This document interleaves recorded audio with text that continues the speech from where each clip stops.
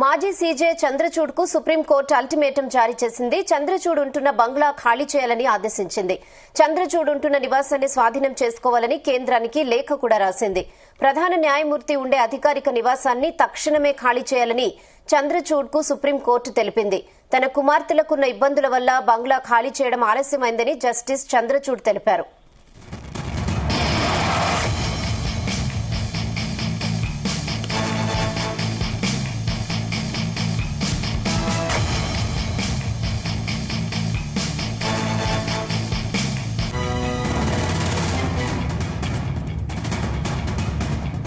ఇదే విషయంపై మరిన్ని అప్డేట్స్ మా ప్రతినిధి నాగేశ్వరరావు అందిస్తారు. ఎస్ నాగేశ్వరరావు.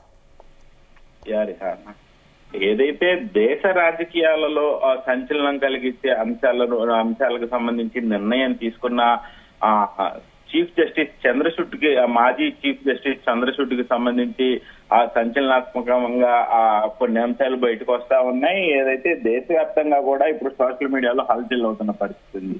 ఏదైతే మాజీ చీఫ్ జస్టిస్ చంద్రచూడ్ కి సంబంధించి మాజీ ప్రధానులకి ఏదైతే చీఫ్ జస్టిస్ కి సంబంధించి నివాసం ఉండే ఆ ప్రధాన కార్యాలయం కావచ్చు, ప్రధాన నివాసం కావచ్చు, ఏదైతే సుప్రీంకోర్టు ఆ చీఫ్ జస్టిస్ నివాసానికి ఆ మధ్య దూరం గానీ, సెక్యూరిటీ పరంగా గానీ అన్ని విధాలుగా కూడా ఆ చీఫ్ జస్టిస్ ఎవరైతే ఉన్నారో ఆ చీఫ్ జస్టిస్ కు సంబంధించి ఆ ప్రధాన నిలయానికి సంబంధించి కూడా రాష్ట్ర వ్యాప్తంగా దేశవ్యాప్తంగా ప్రతి రాష్ట్రంలో నేటి ఉదయం నుంచి కూడా సంచలనంగా కొంతమేరకు చర్చ జరుగుతున్న పరిస్థితి ఉంది. ముఖ్యంగా ఆ ధనుంజయ వైట్ చంద్రచూడ్ మాజీ చీఫ్ జస్టిస్ తక్షణమే తన నివాసాన్ని ఖాళీ చేయాలంటూ ప్రస్తుత సుప్రీంకోర్టు ఆ వ్యవహారాల కమిటీ దగ్గర నుంచి ఆ దేశ కేంద్ర పట్టణాభివృద్ధి శాఖ మంత్రి కార్యాలయానికి నోటీసులు వెళ్ళాయి. ఈ నేపథ్యంలోనే ఒక్కసారిగా దేశవ్యాప్తంగా కూడా ఆ సంచలనంగా మారింది. ఏదైతే భారత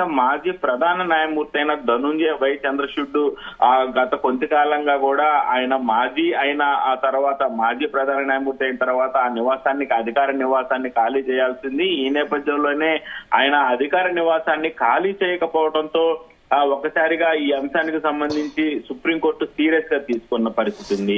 ఏదైతే సుప్రీంకోర్టు ఆ కార్యాలయ వ్యవహారాలు చూసుకునే కార్యాలయం నుంచి ఆ కేంద్ర పట్టణాభివృద్ధి శాఖ మంత్రి కార్యాలయానికి ఆ నోటీసు వెళ్ళింది. తక్షణమే అంటే దాదాపుగా ఆయన్ని ఖాళీ చేపించాలని వెళ్ళటం వేరు, తక్షణమే ఖాళీ చేయాలని వెళ్ళటం వేరు. తక్షణమే ఖాళీ చేయాలని నోటీసులు వెళ్లడంతో కేంద్ర పట్టణాభివృద్ధి శాఖ మంత్రితో పాటు కేంద్ర ప్రభుత్వం ఒకసారిగా అలర్ట్ అయిన పరిస్థితి అయింది.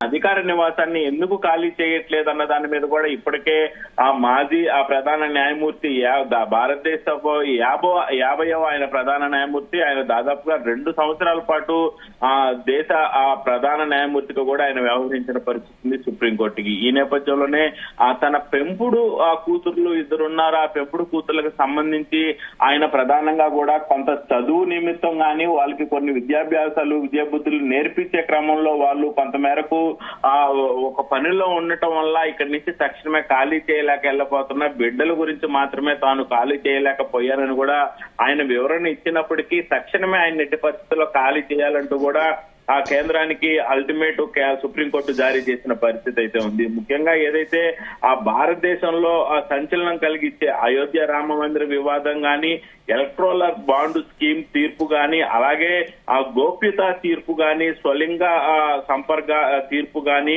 అలాగే శబరిమల కేసు గాని, స్వలింగ వివాహ కేసుకు సంబంధించి గాని, అలాగే భారతదేశాన్ని అట్టుడికించిన జమ్మూ కాశ్మీర్ ప్రత్యేక హోదా రద్దు గాని, ఇలాంటి దాదాపుగా ఒక మైలురాయిలు దాటే ప్రతి ఒక్క తీర్పులో కూడా ఆయన 5-6 కమిటీ సభ్యులు, ఆయన కూడా ఒక కమిటీ సభ్యులు ఉన్నాడని చెప్పుకోవచ్చు. భారతదేశానికి ఎన్డీఏ కూటమి బీజేపీ కేంద్ర ప్రభుత్వంలోకి వచ్చిన తర్వాత ఉన్న ప్రతి ఒక్క అత్యున్నతమైన తీర్పు వెనకాల కూడా ఈయన కూడా ఉన్నాడు చంద్రచూడ్. అయితే ఆయనకు సంబంధించిన అధికార నివాసాన్ని మాత్రం తక్షణమే ఖాళీ చేపియాలంటూ కేంద్రానికి లేఖ రాసిన నేపథ్యంలో పట్టణాభివృద్ధి శాఖ మంత్రి దీని మీద చర్యలు తీసుకున్నందుకు కూడా పూనుకున్నారు. తక్షణమే ఎట్టి పరిస్థితుల్లో కూడా ఆయన నివాసాన్ని ఖాళీ చేయాలనే కేంద్ర పట్టణాభివృద్ధి శాఖ మంత్రి కూడా చూస్తున్న పరిస్థితి అయితే ఉంది. రిహానా.